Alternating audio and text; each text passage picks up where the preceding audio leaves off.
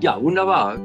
Guten Abend, meine Damen und Herren, liebe Gäste. Ich habe gerade von der Regie den Hinweis bekommen, dass wir mit unserem Webinar Nummer 2, Judenhass, der Nahostkonflikt als Vorwand für antijüdische Reflexe, beginnen können. Herzlich willkommen bei unserem Webinar heute Abend zu diesem aktuellen Thema, der uns alle sehr bewegt und auch die Auswirkungen, wie wir sie auch hier in Deutschland in all der emotionalen Form erlebt haben, dann doch sehr nachdenklich gestimmt hat. Ich freue mich, heute eine Reihe von Gästen hier begrüßen zu dürfen, die ich Ihnen gerne kurz vorstellen möchte. Frau Dr. Ulrike Becker vom Mid-East Freedom Forum ist Historikerin und Forschungsleiterin im Mid-East Freedom Forum in Berlin und Expertin für den Iran. Sie entwickelt Konzepte gegen Antisemitismus, organisiert öffentliche Veranstaltungen und Vorträge. Und die studierte Historikerin und Literaturwissenschaftlerin ist seit 2 Jahren auch Forschungsassistentin für Professor Robert Wistrich. Dann habe ich hier Frau Professorin Susanne Schröter, Direktorin des Frankfurter Forschungszentrums Globaler Islam. Sie ist Professorin am Institut für Ethnologie an der Goethe-Universität in Frankfurt, Vorstandsmitglied des Deutschen Orient-Instituts und im wissenschaftlichen Beirat der Bundeszentrale für politische Bildung. Zudem ist sie Mitglied der Hessischen Integrationskonferenz und des Dialogforums Islam Hessen. 2014 gründete sie das Frankfurter Forschungszentrum Globaler Islam. Zu ihren Forschungsschwerpunkten gehören Islamismus, progressiver und liberaler Islam, Frauenbewegung in der islamischen Welt, unter anderem Säkularismus und Religion, politische, religiöse und ethnische Konflikte. Dann Herr Dr. Elior Adler von der Verti-Initiative Jüdisch-Deutsche Positionen, Vorstandsvorsitzender der Verti-Initiative. Dieser Verti-Initiative, er ist in Düsseldorf geboren, Zahnmediziner, wohnt in Berlin, arbeitet in einer eigenen Praxis und hat auch aus seiner Familienbiografie heraus die Shoah miterfahren. Sein Vater überlebte die Shoah und die Mutter wurde während des Zweiten Weltkriegs geboren. Er erhielt 2019 die Auszeichnung Botschafter für Demokratie und Toleranz vom gleichnamigen Bündnis und ist ein sehr engagierter Mensch, vor allem im Dialog zwischen der deutschen Jüdinnen und Juden und der Mehrheitsbevölkerung. Dr. Remco Lemhuis, Direktor des American Jewish Committee in Berlin, seit 2019 mit den Arbeitsschwerpunkten Antisemitismus, Islamismus, Sicherheitspolitik und Stärkung transatlantischer Beziehungen. Der studierte Politik- und Orientwissenschaftler promovierte zu dem Verhältnis des Auswärtigen Amts zu Israel zwischen 1967 und 1979. Dann unser Bundesvorsitzender, da habe ich noch, bevor ich in die KGD hineingehe, noch natürlich einen weiteren Gast, Herr Wladislaw Kanewski. Er hat Wirtschaftsmathematik studiert und ist im Software Release Management tätig. In seiner freien Zeit engagiert er sich für die Synagogengemeinde in Köln und ist dort Leiter des dortigen Jugendzentrums.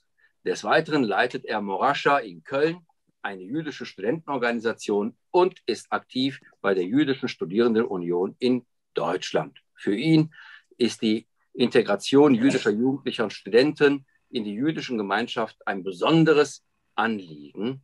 Und er möchte, dass die deutsche Seite, so sagt er es, nicht nur wegschaut und die unerträgliche Lage letztendlich der Jüdinnen und Juden in dieser Gesellschaft nicht unterdrückt wird, sondern auch Erwähnung findet und in den Fokus kommt.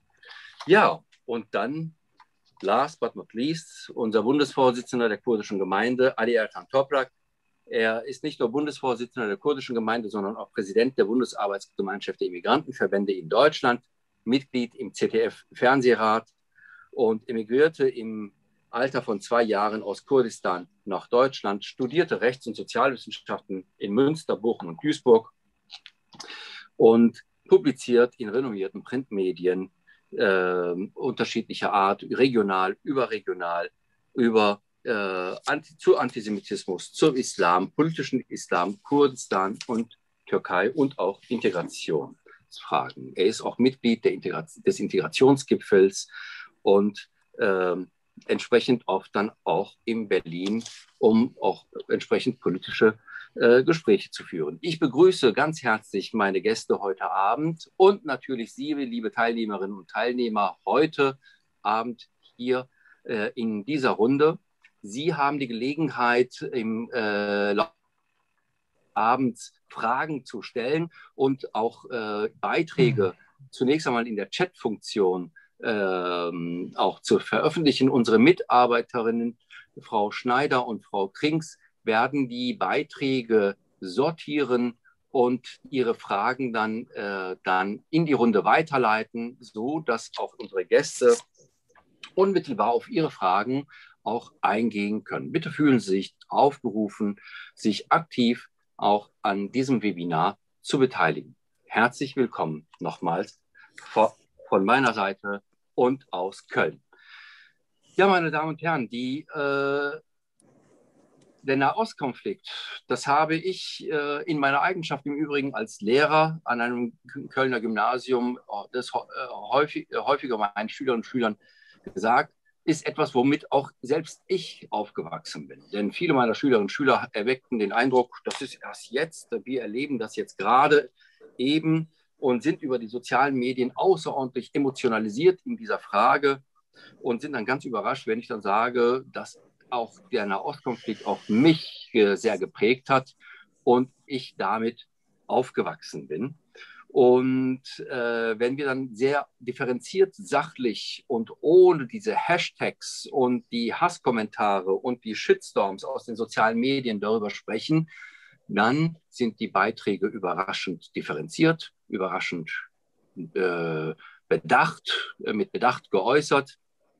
Und vor allem stelle ich immer wieder fest, wie viel Halbwissen und Fake News letztendlich auch mitprägend sind für die ein oder andere Haltung. Selbst bei Schülerinnen und Schülern, die zunächst einmal eher unpolitisch sind. Also unsere Jugend scheint sich nicht nur für Fridays for Future, sondern auch für diesen Nahostkonflikt durchaus zu interessieren. In den sozialen Medien kocht es, aber leider auch oftmals mit einer gehörigen Prise Antisemitismus und einer anti-israelischen Haltung, die es in diesem Nahostkonflikt, und deshalb haben wir unsere Veranstaltung entsprechend genannt, ist der Nahostkonflikt möglicherweise Vorpfand für antisemitische, judenfeindliche Reflexe, die man nun hier lostritt. Eine Gesellschaft, die dem Antisemitismus einen Spielraum lässt, taumelt in den Abgrund. Das sind Worte unseres Bundespräsidenten Steinmeier. Und wenn man die Bilder der letzten Wochen und Tage vor den deutschen Synagogen sich anschaut, dann wird einem mulmig. Und dazu muss man nicht erst Jude sein oder Jüdin sein in diesem Land, sondern es reicht mit ein bisschen Menschenverstand, mit ein wenig Sachverstand und auch mit einer gehörigen Portion vielleicht auch Standfestigkeit im Bereich mit dem demokratischen Grundrüstzeug ausgestattet sein. Da wird einem mulmig, weil wir tatsächlich uns dann fragen müssen, wohin steuert Deutschland und die Gesellschaft in diesem Land. Und meine erste Frage möchte ich daher zunächst einmal an Herrn Elior Adler stellen. Lieber Herr Adler, ist Kritik an Israel antisemitisch? Denn wir hören immer wieder, man wird ja wohl noch kritisieren dürfen, man wird ja wohl noch etwas sagen dürfen, ohne sofort als Antisemit dargestellt zu werden. Sind da die Jüdinnen und Juden vielleicht zu dünnhäutig möglicherweise oder versteckt sich möglicherweise hinter dieser Kritik doch etwas anderes? Ja, es ist eigentlich unglaublich, dass man das thematisieren muss, aber natürlich ist es nicht antisemitisch, israelische Politik zu kritisieren, die Regierung zu kritisieren, das Militär zu kritisieren, Entscheidungen zu kritisieren, Gott weiß was zu kritisieren. Das ist überhaupt nicht antisemitisch. Und jeder, der behauptet, er wird unter diesem Argument des Antisemitismus irgendwie zur Ruhe gedrängt, wiederum missbraucht die ganze Situation und viktimisiert sich, macht sich zum Opfer, um auch einen gewissen Effekt zu haben. Also nach dem Motto, ich darf nicht mal sagen, heutzutage darf man nicht sagen, solche ehrlichen Menschen wie ich werden stumm gemacht. Also klar gesagt, man kann natürlich Kritik üben an Dingen, die man für kritikwürdig hält. Die Frage ist immer nur wie, und die Frage ist die Proportionalität. Und es gibt da sagen wir mal, Anhaltspunkte, die ein bisschen an Orientierung bieten. Sie sind keine Definition, aber sie bieten Orientierung, wann man diese Kritik im Rahmen dessen hat, was okay ist und wann man eben über die Grenze rüber ist. Die sogenannte 3D-Definition bedeutet, wenn man Israel dämonisiert, also als absolut einseitig, grausam, furchtbaren Schuldigen der ganzen Sache bezeichnet. Wenn man Israel delegitimiert, das heißt die Existenz des Landes als solches anzweifelt, und über verschiedene Argumentationswege, die es so gibt, letztendlich dahin kommt, dass der Staat eigentlich illegal ist. Und das Letzte ist doppelte Standards. Das ist ein super komplizierter Konflikt, der seit Jahrzehnten andauert, wo alle ihren Beitrag im Negativen wie Positiven geleistet haben. Und wenn man aber doppelte Standards anlegt und so tut, als wenn nur die israelische Seite verantwortlich wäre, dann muss man sich fragen lassen, warum man so handelt. Darum diese 3D-Definition bei aller Schwierigkeit, die auch das mit sich bringt, ist ein guter Anhaltspunkt, um da zu unterscheiden zwischen dem, was ist okay, was ist halt freie Meinungsäußerung und wo ist Antisemitismus. Lieber Herr Lehmhuis, wie beurteilen Sie dann ein Urteil eines Wuppertaler Gerichts, der einen Brandanschlag auf die Wuppertaler Synagoge als legitimen Akt der Kritik an Israel gewertet hat? Jetzt bin ich freigeschaltet. Ja, also das, was Elio gerade gesagt hat, ist vollkommen richtig. Also auch wenn man in die Zeitungen schaut, in die Tageszeitung, habe ich nicht den Eindruck, dass es auch vor allem nicht zu wenig Israel-Kritik gibt in diesem Land. Ich finde schon, ich komme gleich zu der Frage, aber ich finde auch schon dieses Narrativ, man darf Israel nicht kritisieren, ist für mich schon eigentlich hochproblematisch, weil das irgendwie suggeriert, es gäbe irgendwie Leute im Hintergrund, die würden einen mundtot machen und man dürfte hier nicht mehr frei sprechen. Außerdem möchte ich auch mal daran erinnern, woher wir dieses Narrativ eigentlich in der Hauptsache kennen in der politischen Debatte in Deutschland. Das kommt nämlich in erster Linie vom rechten Rand des Parlaments, dass man angeblich über Dinge nicht mehr reden dürfte. Und ein letztes dazu, auch wir als AJC haben schon mal die israelische Regierung öffentlich kritisiert. Ich glaube nicht, dass uns irgendjemand Antisemitismus vorgeworfen hat. Ich glaube, die Regierung war darüber noch nicht ganz so glücklich. Zu dem Fall, naja, das ist, also natürlich ist das eine ganz klar antisemitische Straftat. Was hat die Synagoge in Wuppertal mit der israelischen Regierung zu tun? Nämlich gar nichts.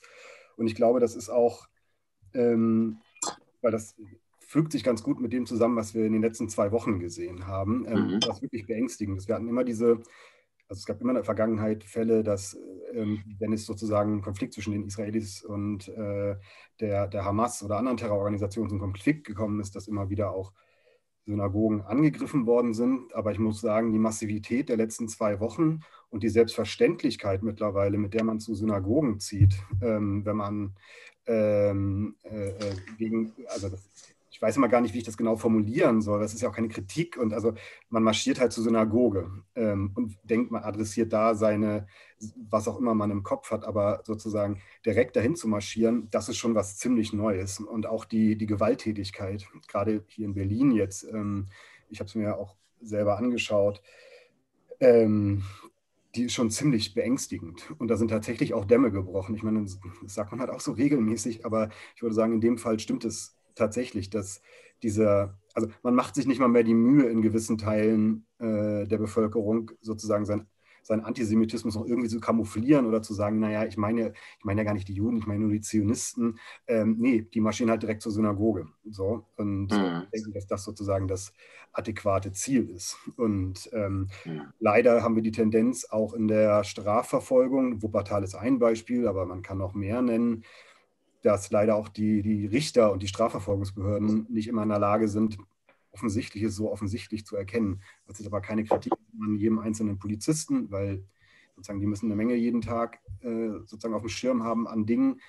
Aber zumindest von einem Richter würde ich erwarten, das antisemitische Motiv erstens klar zu benennen und eben auch in die Urteilsbegründung mit einfließen zu lassen. Mhm. Mhm. Frau Becker, Sie beschäftigen sich ja als Mid-East Freedom Forum natürlich auch sehr, sehr intensiv mit dem Nahen Osten. Ist es denn vorstellbar, denkbar, dass möglicherweise eine Lösung des Nahostkonflikts, zum Beispiel durch eine Zwei-Staaten-Lösung, tatsächlich den Antisemitismus, den wir erleben, verhindern würde oder gar den Boden, dem Antisemitismus den Boden nehmen könnte? Wäre wirklich mit einer politischen Lösung all das, was wir an Antisemitismus in den letzten Tagen und Wochen erlebt haben, tatsächlich dann auch ad acta gelegt? Ja, danke für die Frage. Also ich möchte ganz kurz, muss ich noch mal sagen, zu Ihrer Einleitung. Sie hatten mich vorgestellt als Assistentin von Robert Wistrich. Und Professor Robert Wistrich ist einer der aus meiner Sicht bedeutendsten Antisemitismusforscher. Der ist leider im Jahr 2015 gestorben und dass ich seine Assistentin war, ist schon sehr lange her. Das war Anfang der 2000er Jahre. Okay, entschuldigen Sie bitte. Genau. Ja. Nee, das macht ja nichts. Ich wollte das nur sagen, weil das sonst komisch vielleicht im Raum steht. Ja, ich würde sagen, implizit schwingt in dieser Frage ja vielleicht so die Annahme mit, dass der Nahostkonflikt dazu beiträgt, dass Antisemitismus entsteht und dass dieser für Antisemitismus verantwortlich ist. Ich denke, man muss das eher umgekehrt sehen. Also der Antisemitismus ist auch Mitursache des Nahostkonflikts. Und hat natürlich auch schon viel länger bestanden, als es den Nahostkonflikt gibt oder den Konflikt zwischen Israel und seinen arabischen Nachbarn. Und auch den antisemitischen Antizionismus, also den gegen das zionistische Projekt, noch bevor es Israel gab, gerichtete Antisemitismus ist auch in Deutschland schon älter als der Staat Israel. Also die Nationalsozialisten, die Nazis haben, also Hitler selber persönlich, hat Schriften veröffentlicht, also hat in Mein Kampf darüber geschrieben und hat Reden darüber gehalten, dass ein jüdischer Staat oder der zionistische Staat nur das Zentrum sein könnte einer großen Weltverschwörung sozusagen und dass deswegen ein jüdischer Staat verhindert werden muss. Das heißt, dieser Hass auf den jüdischen Staat ist älter als der jüdische Staat selber. Und insofern denke ich nicht, dass man mit irgendeiner Lösung dieses Konflikts, den Antisemitismus, kann man ihn nicht aus der Welt bringen. Also, und viele Formen des Antisemitismus haben ja auch mit Israel in dem Sinne nichts zu tun. Wir haben ja Antisemitismus von verschiedener Seite. Das macht sich nicht immer am Staat Israel fest, auch wenn das eine der verbreitetsten Formen heutzutage ist. Ja, und dann denke ich auch im jetzigen Konflikt, im Hass gegen Israel, also sind die wichtigsten Akteure halt auch von Antisemitismus geprägt. Also zum Beispiel dazu gehört die Führung der Islamischen Republik Iran, die eine antisemitische Ideologie vertreten und überhaupt keinen realen, irgendwie interessegeleiteten Konflikt mit Israel haben, sondern einfach einen islamistischen Antisemitismus vertreten, der quasi auf so einer Glaubenskrieg-Ebene danach strebt, Israel vernichten zu wollen. Und diese Ideologie führt dazu, dass die wird auch in die Praxis umgesetzt, indem eben bestimmte Gruppierungen wie die Hamas oder die Hisbollah, also Terrorgruppen im Nahen Osten, eben in die Lage gesetzt werden sollen, finanziell und militärisch mit Waffenlieferungen an die Hamas und die Hisbollah insbesondere, eben diesen Krieg gegen Israel, diesen ideologischen Glaubenskrieg gegen Israel auch führen zu können. Also insofern denke ich, dass Antisemitismus eher zu den Ursachen als zu den Folgen des Konfliktes gehört. Und der Antisemitismus wäre nicht beseitigt, wenn es eine Lösung zwischen der palästinensischen und der israelischen Seite gäbe. Auch wenn das natürlich gut ist, wäre klar. Also das würde sicherlich alles Mögliche verbessern und verändern, aber Diese Lösung ist momentan nicht in Sicht, weil eben auch der Antisemitismus so stark ist auf der Seite der Gegner Israels. Und genau deswegen denke ich, muss man sozusagen erst diese Ideologie bekämpfen, bevor man den Nahostkonflikt lösen kann. Sicherlich kommen wir nachher nochmal zu diesem Punkt, liebe Frau Becker, Ideologie bekämpfen. Wie stellt man das am besten an? Was gehört dazu? Und dazu sind dann natürlich auch all unsere Gäste nochmal aufgerufen, sich dazu zu äußern. Liebe Frau Schröter, eine Frage. Sie beobachten ja den Antisemitismus in unserem Land sehr intensiv. Sehen Sie hier eine qualitative Veränderung des Antisemitismus? Wohin verlagert sich der Antisemitismus in unserem Land? Haben wir eine neue Qualität dessen oder neue Ausformungen davon? Ja und nein. Wir haben natürlich den altbekannten rechten Antisemitismus. Der ist immer da gewesen und den haben wir auch noch bis in die Mitte der Gesellschaft. Aber was neu ist, ist natürlich ein neuer linker Antisemitismus. Der zeigt sich ziemlich deutlich. Nehmen wir mal die BDS-Erklärung des Bundestages. Wer dagegen alles protestiert? Also das muss einem doch zu denken geben. Also ich bin Kulturwissenschaftlerin und wenn man sich anschaut, wer aus der Kulturwissenschaft dafür kämpft, dass dieser Beschluss zurückgenommen wird, dann frage ich mich schon, was ist das für eine Qualität? Und darüber hinaus, ich meine, ich komme aus der Linken und ich weiß aus meiner eigenen Geschichte, in der Linken gab es immer einen starken linken Antisemitismus. Der war begründet dadurch, dass man glaubte, die Palästinenser sind sozusagen revolutionäre Subjekte, mit denen man sich gerne verbünden möchte, so wie Befreiungsbewegungen in allen möglichen Ländern des Südens. Und die hat man dann automatisch dazu addiert. Und im Moment haben wir da nochmal eine neue Qualität. Wir haben diese ganze Post-Colonial-Bewegung, die Critical Whiteness-Bewegung.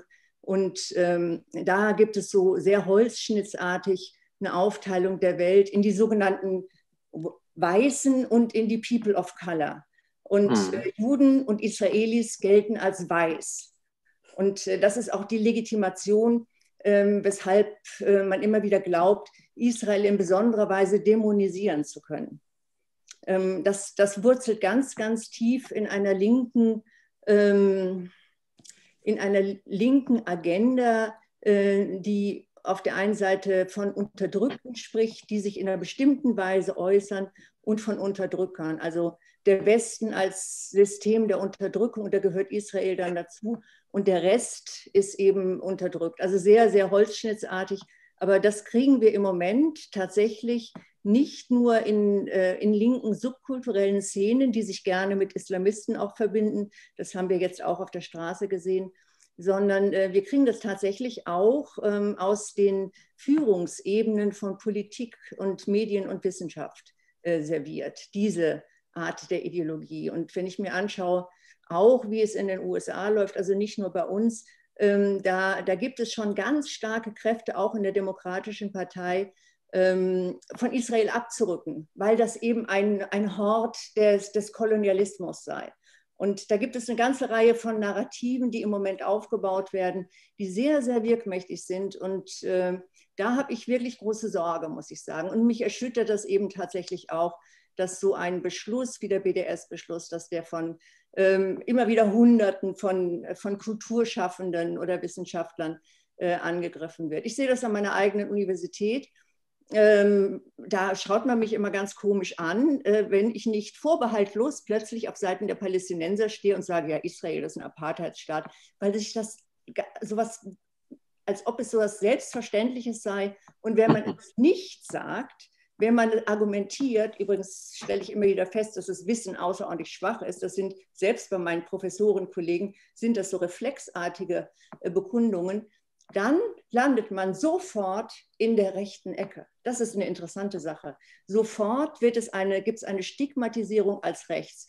Wer sich dieser Narrative, die Palästinenser ist eine Befreiungsbewegung, Hamas ist eine Befreiungsbewegung, etc., wer sich da widersetzt, gilt als rechts. Also eine ganz interessante Geschichte, die, also ich weiß gar nicht, wo die enden soll. Mhm. Nun haben Sie auf die Kulturschaffenden nochmal gezeigt, fokussiert und auch auf die politischen Parteien und auch die Linke. Nun haben wir aber auch einen eingewanderten Antisemitismus, der durchaus auch hier, vor allem in den letzten Wochen, sich auf den Straßen ja sehr, sehr deutlich gezeigt hat. Lieber Ali Ertan Toprak, wie siehst du diese Entwicklung, die vor allem durch Eingewanderte hier hinein auf die Straßen transportiert wird, mit Menschen mit Migrationshintergrund aus dem arabischen Raum? Als Integrationspolitiker macht man sich doch möglicherweise Gedanken darüber, wie und wo könnte die Integrationspolitik hier noch ansetzen, um möglicherweise diese Menschen für eine demokratische Wertekultur zu gewinnen, die eben auch einschließt, dass man Jüdinnen und Juden gegenüber vorbehaltlos gegenübersteht. Ja, lieber Cahit, herzlichen Dank. Ich möchte auch zunächst einmal als Bundesvorsitzender der kurdischen Gemeinde unsere Referenten und auch alle Teilnehmerinnen und Teilnehmer herzlich begrüßen.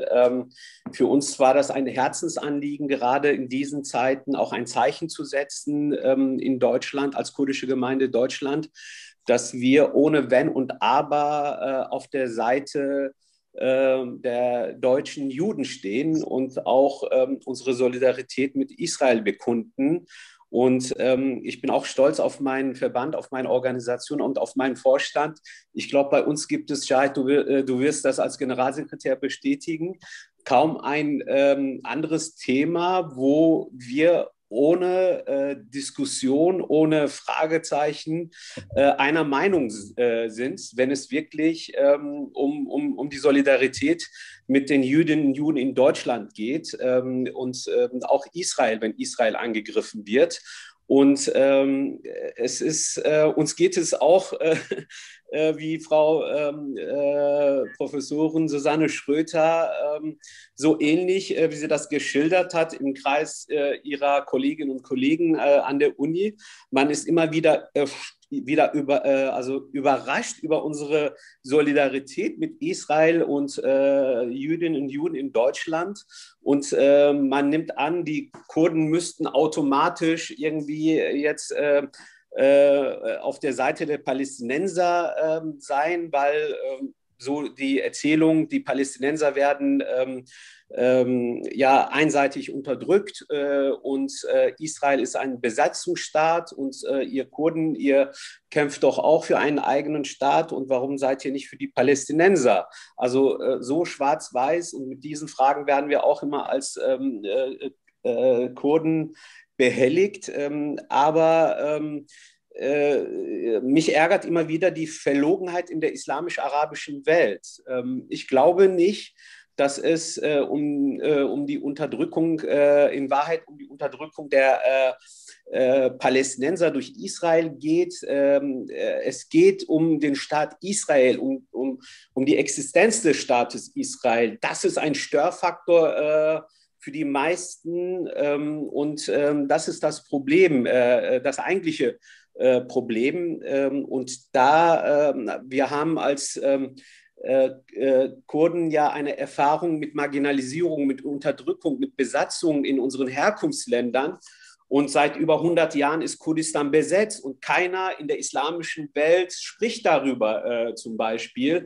Afrin ist, die kurdischen Gebiete in Nordsyrien, Ostsyrien sind besetzt. Die Türkei ist völkerrechtswidrig da einmarschiert. Ich habe nicht so einen großen Aufschrei gehört, wie jetzt, weil jetzt einige Palästinenser durch einen Gerichtsbeschluss ihre Wohnung verlassen mussten. Und da wird eigentlich die Verlogenheit in dieser Problematik ganz deutlich. Und mich stört es auch, dass gerade in Deutschland ja ausgeblendet wird, dass Antisemitismus ein 360-Grad-Problem ist. Antisemitismus gibt es leider in allen Schichten, in allen Gruppen und auch unter den Migranten und vor allen Dingen auch unter den Migranten aus dem Nahen Osten, aus den islamisch-arabischen Ländern. Wir setzen uns alle demokratischen Kräfte, Migrantenverbände und auch die kurdische Gemeinde setzt sich natürlich für gleiche Rechte, für Partizipation von Migranten in diesem Land. Aber was ich vermisse, ist gerade im linksliberalen demokratischen Spektrum, dass anscheinend nicht die gleichen demokratischen Maßstäbe bei allen angelegt werden, bei Migranten angelegt werden. Und da sehen wir unsere Aufgabe als kurdische Gemeinde Deutschland immer wieder darauf hinzuweisen, den Finger auf die Wunde zu legen. Und das ist auch nicht einfach. Das führt auch dazu, diese Israel-Solidarität führt auch dazu, dass wir auch in eine bestimmte Ecke gestellt werden. Ich werde zum Beispiel, es wird behauptet, Mossad würde mich finanzieren. Ich kann seit 6 Jahren nicht mehr in die Türkei einreisen. Unter anderem steht bei den Vorwürfen gegen mich auch, ich hätte angeblich Mossad-Verbindungen etc. Und daran sieht man diese Verlogenheit in diesem Bereich. Und es gibt ein Problem und vor allen Dingen ist es auch so, dass die Statistiken auch in den letzten Jahren hier in Deutschland anscheinend falsch erfasst werden. 90% der antisemitischen Staaten werden automatisch als rechte Straftaten eingestuft. Aber die aktuellen Fragen zeigen auch, dass viele jüdische Bürgerinnen und Bürger sich in erster Linie von einer bestimmten Gruppe bedroht fühlen. Und darüber müssen wir sprechen, gerade in einer Einwanderungsgesellschaft, in einer pluralistischen Gesellschaft müssen wir darüber sprechen, wenn es auch Probleme in der Einwanderungsgesellschaft gibt. Und deswegen melden wir uns immer wieder zu Wort, weil es leider bis heute immer noch zu wenige tun, lieber Jahid. Und das werden wir auch in Zukunft machen, egal wie groß der Preis ist. Und wir werden unsere Solidarität weiterhin zeigen und unsere Stimme erheben. Und da werden wir auch selbstkritisch in die Migranten-Communities hineinschauen. Wie gesagt, es gibt in allen Gruppen, auch in der kurdischen Community, gibt es bestimmte linke Gruppen oder islamistische Gruppen, die auch immer wieder leider sich an diesen Protesten gegen Israel beteiligen. Und da haben wir eine Verantwortung, aufzuklären in der eigenen Community. Und auch diese Veranstaltung soll dazu dienen, dass wir über Mythen, Verschwörungstheorien, Antisemitismus aufklären. Und ich hoffe, wir leisten heute mit dieser Veranstaltung einen Beitrag dafür. Ja, vielen Dank für die sehr ausführliche Darstellung, lieber Ali. Ja, ganz folgerichtig. Als die kurdische Gemeinde Deutschland hat hier eine sehr, sehr klare Position und sieht auch den gesellschaftlichen Zusammenhalt ein Stück weit gestört und auch bedroht, wenn wir tatsächlich Antisemitismus in diesem Land zulassen. Und das ist ein Phänomen, da kann man, glaube ich, nicht lange, da darf man auch nicht lange darüber diskutieren, wie viel Antisemitismus ist erlaubt. Und es ist nichts von dem erlaubt. Antisemitismus ist menschenverachtend, ist eine Menschenfeindlichkeit und selten kommt Antisemitismus allein, sondern ist begleitet immer auch von verschiedensten Formen weiterer menschenverachtender Haltungen, ob das nun gegen Behinderte ist, gegen Frauen ist, gegen andere Migranten ist und so weiter und so fort. Wer glaubt, dass der Antisemit nur und lediglich nur seinen Judenhass halt pflegt und schürt und keine gruppenbezogenen weiteren Menschen verachtet, der irrt gewaltig. Und das sehen wir auch nicht nur historisch, sondern auch gegenwärtig in vielerlei Hinsicht in den Entwicklungen in den einzelnen Staaten. Lieber Herr Kanewski, Sie sind gerade auch in der in der Synagogengemeinde in Köln ein engagierter Mensch. Und gerne würde ich auch von Ihnen erfahren wollen, wie gehen eigentlich jüdische Gemeinschaften in Deutschland mit dem wachsenden Judenhass um? Welche Konsequenzen ziehen Sie daraus?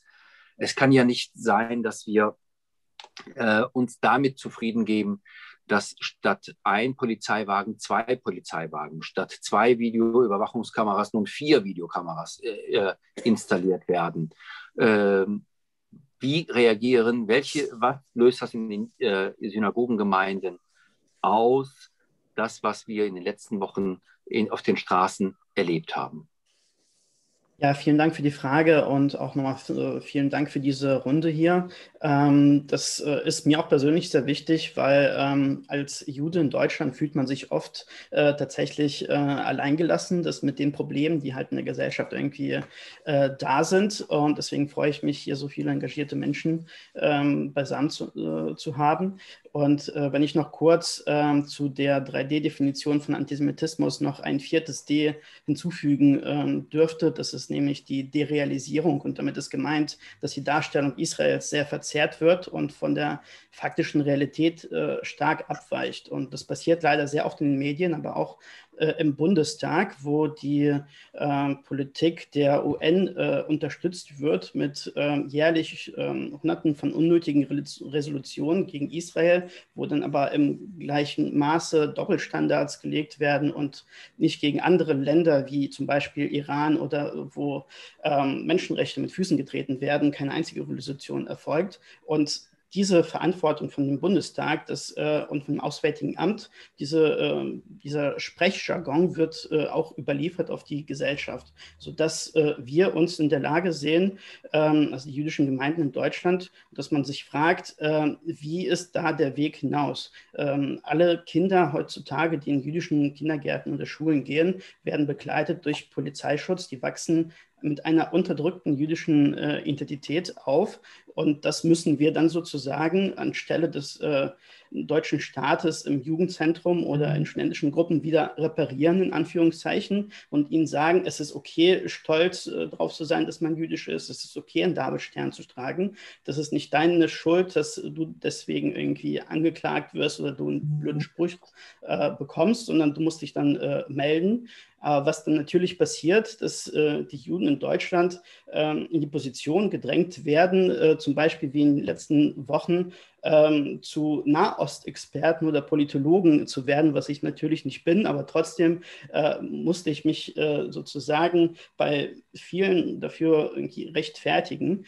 Und ja, es werden die Stimmen auch lauter, ob man die Kinder in Deutschland, in den nächsten Generationen mit einer gesunden jüdischen Identität einfach erziehen kann oder ob wir uns auf dem Weg befinden, wie es in England oder Frankreich ist, wo seit Jahrzehnten Juden auswandern müssen, weil sie dort kein menschenwürdiges Leben als Juden führen können, weil die ganzen Viertel, die können dann nicht sicher über die Straße laufen und so weiter und so fort.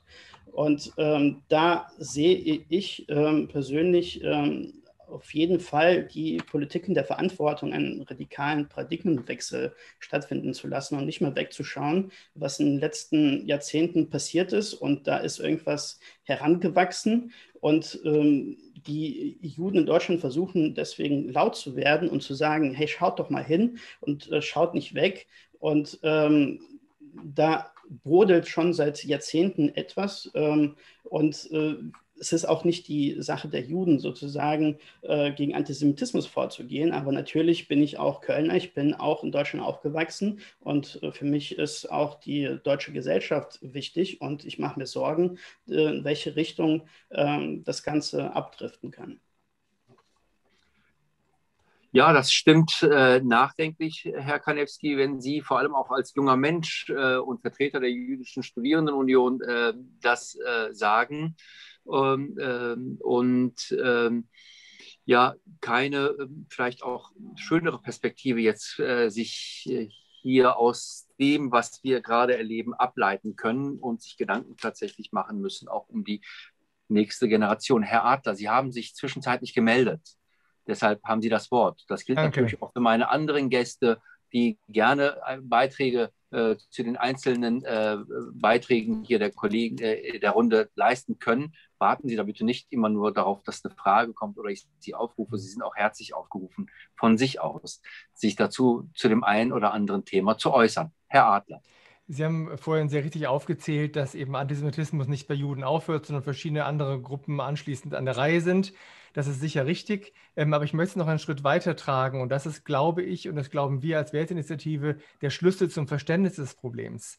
Es geht ja um Jüdinnen und Juden und deren Sicherheit, wenn es um Antisemitismus geht. Es geht aber letztendlich einen ganz kleinen Schritt weiter nur um die gesamte Demokratie. Denn wenn Sie sich anschauen, welche Leute sind die Gegner jüdischen Lebens in Deutschland, wer sind die Hasser, dann finden Sie Rechtsextremisten, klassisch, traditionell mit ihren Verschwörungstheorien. Sie finden Linksextremisten, die über Antizionismus, Antikapitalismus irgendwas schwurbeln, letztendlich bei normalem Antisemitismus landen. Sie finden die Islamisten, für die wir irgendwelche Kriechtiere sind. Sie haben jetzt während der Querdenker-Proteste sehr viele antisemitische Verschwörungsmythen gehört und gesehen, die plötzlich irgendwie plausibel schienen und von sehr vielen ganz normalen Leuten aus der Mitte irgendwie so akzeptieren, zur Kenntnis genommen wurde. Also der gemeinsame Nenner von diesen ganzen Gegnern einer freiheitlich-demokratischen Gesellschaft ist Antisemitismus, der Kitt, der sie zusammenhält, die gemeinsame Basis, auf die sie sich einigen können. Das heißt, wenn wir als Gesellschaft uns überlegen, wie wollen wir umgehen damit, wie wollen wir als freie Demokratie robuster werden, wehrhaft sein, müssen wir schauen, wer schadet dieser freien Demokratie. Und es ist sehr schwer, die Leute zu finden. Antisemiten finden sie aber relativ leicht, weil die immer irgendwann ihre Klappe aufmachen, man irgendwann merkt, wie die Leute ticken. Das heißt, finden Sie die Antisemiten, dann finden Sie die Gegner der freiheitlich-demokratischen Gesellschaft. Insofern geht eben der Kampf gegen Antisemitismus weit darüber hinaus, eine Gesellschaft vor gruppenbezogener Menschenfeindlichkeit zu schützen. Ja, das auch, aber eben nicht nur. Und das Zweite ist die Gruppe, die jetzt mehrfach vornehm umschrieben wurde, dass wir in den letzten Wochen gesehen haben, wie arabisch, türkisch, islamisch geprägte Leute auf die Straße gegangen sind. Die Leute, die dort demonstriert haben.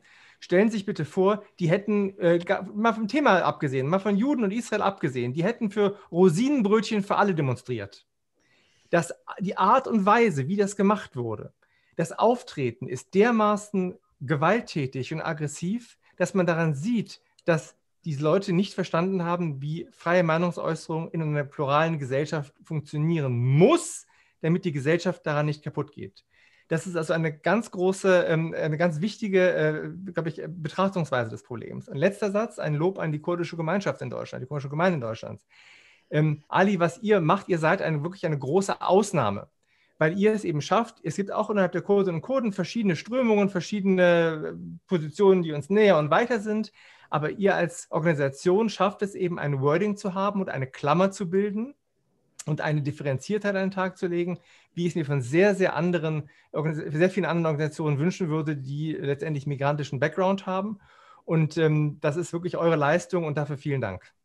Ja, echt. Danke. Ja, vielen Dank auch dafür für das Lob und auch für das Kompliment und die nochmal Ergänzung.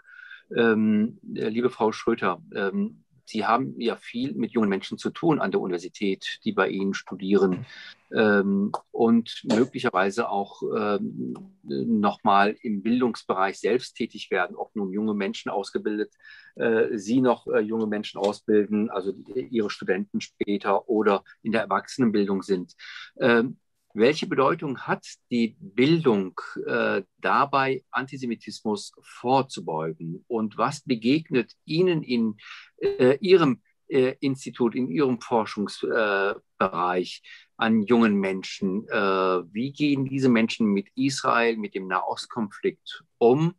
Und wo sehen Sie die großen Herausforderungen, auch für Sie als Hochschuldozentin? Also ich fange jetzt mal so an. Es geht ja nicht nur um die jungen Leute, um die Studenten und Studentinnen. Wenn ich mir anschaue, ich bin ja Ethnologin, mein eigener Fachverband, auch international, ist immer einer der ersten, der sich auf die BDS-Seite schlägt, und zwar explizit. Ja? Und das ist Teil der Lehre. Das muss man mal ganz ehrlich sagen. Nicht in dem Sinne, dass Antisemitismus gelehrt wird, aber in dem Sinne, dass man Critical Whiteness lehrt, dass Postcolonial Studies gelehrt werden. Und zwar nicht in der kritischen Weise, sondern wie eine neue Theologie wird das gelehrt. Und das wird von den Studenten dankbar aufgegriffen, weil sie glauben, dass sie jetzt eine neue Bewegung sind, die eine neue, und das geht unter dem unter einer Gerechtigkeitsrhetorik für eine neue Weltgerechtigkeit antreten. Und wir haben in der Ethnologie, wir haben sehr, sehr viele Studierende mit migrantischem Hintergrund, und da sind eben auch sehr viele mit türkischem und arabischem Hintergrund, die selbstverständlich gegen Israel eingestellt sind. Ich sage ganz klar, das hat was mit mangelnder Bildung zu tun, wenn man mit Einzelnen wirklich ins Gespräch kommt und fängt an, mal so ein bisschen die Fakten aufzulisten, dann gibt es großes Erstaunen und dann bewegt sich da auch was. Aber gewöhnlich passiert das ja gar nicht. Also ich denke, wir müssen viel mehr eigentlich dafür sorgen, an den Universitäten, aber auch grundsätzlich in der Gesellschaft, für eine entsprechende Bildung zu sorgen. Also wir müssen zum Beispiel große Konferenzen machen zum Nahostkonflikt und müssen einfach mal die Basics erzählen. Weil das, was ich vorhin schon sagte, die Palästinenser erscheinen als diejenigen, denen Unrecht getan wurde, die für ihre Befreiung kämpfen. Und auch, Herr Adler, die Gewalttätigkeit auf den Demonstrationen, das wird positiv honoriert. Da heißt es, diese jungen Leute, die haben einfach so eine Wut, das muss man doch verstehen. Ja? Und das knüpft dann so an Black Lives Matter und andere Bewegungen, wo es ähnlich von der Inszenierung her läuft. Also ich glaube, wir müssen das große Bild ein bisschen betrachten, wo da gerade Schulterschlüsse sind. Es gibt Schulterschlüsse zwischen antisemitischen Linken und Islamisten. Haben wir schon die ganze Zeit. Das, was man in Frankreich Islamogauche nennt. Und bei denen ist der Antisemitismus sozusagen konstituierend. Und das haben wir aber dann mit dem Link noch in die Wissenschaft, in die Medien hinein, in die Außenpolitik, überhaupt in die Integrationspolitik. Also es sind da ganz viele Verzahnungen gerade, die sehr schwierig zu durchbrechen sind. Und ich glaube, wir können eigentlich nur zwei Sachen tun. Aufklärung, das ist eine ganz wichtige Sache, und auch gute Netzwerke zu bilden, weil die Gegenseite ist bestens vernetzt. Das muss man ganz klar sagen. Ich denke nur an Judith Butler, die Hisbollah und die Hamas als Befreiungsbewegungen hypt. Judith Butler hat in Frankfurt den Adorno-Preis bekommen. Ja? Ich glaube, dazu muss ich nicht mehr sagen. Ja? Und da gab es ein bisschen Einspruch, aber das ging glatt durch in der Paulskirche als Symbol der Demokratie. Also wir haben es da mit einer Verdrehung auch von Symbolen zu tun. Ja, vielen Dank, Frau Schröter. Gerade heute habe ich im Gespräch mit meinen Schülerinnen und Schülern, die allesamt sehr bewegt waren über diesen Nahostkonflikt und gern auch viel wissen wollten und mich unterhalten. Und selbst die unpolitischsten unter ihnen sagten, ja, Free Palestine, das ist doch völlig in Ordnung. Und diesen Hashtag hätten sie dann halt mit unterstützt. Und das wäre doch, ja, eigentlich wären sie so vom Gefühl her, sie würden sich ja wirklich gar nicht damit auskennen, aber vom Gefühl her wären sie auf der palästinensischen Seite. Und auf meine Frage hin, woran das denn liegt, dass sie als eher unpolitische und unberührte Schülerinnen und Schüler, die kommen nämlich nicht aus dem Nahen Osten, sondern sind biodeutsche Schülerinnen und Schüler, was möglicherweise der Grund dafür ist, warum sie so